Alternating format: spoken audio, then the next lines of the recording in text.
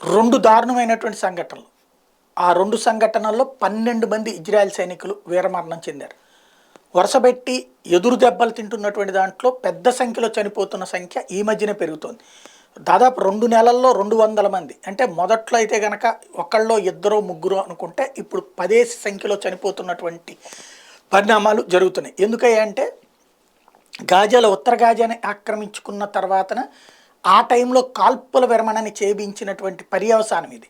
ఎక్కడెక్కడి నుంచినో వచ్చి చేరినటువంటి హమాస్ తీవ్రవాదుల కొత్త దళం ఇప్పుడు ఇజ్రాయెల్ డిఫెన్స్ ఫోర్స్ మీద అటాక్కి పాల్పడుతుంది. అదే సందర్భంలో ఇజ్రాయెల్ డిఫెన్స్ ఫోర్స్లో సీనియర్లను పక్కన పెట్టి జూనియర్లని యువతని తీసుకొచ్చి జాయిన్ చేశారు. వీళ్ళు ఉత్సాహంతో పరుగులు పెడుతున్నారు. ముందు చూపు వెనక ప్లానింగ్ లేకపోవడం, ఇజ్రాయెల్ డిఫెన్స్ ఫోర్స్కి సంబంధించినటువంటి పరుగులు ఇక్కడ హమాస్ తీవ్రవాదులకి ఉపయోగపడుతుంది.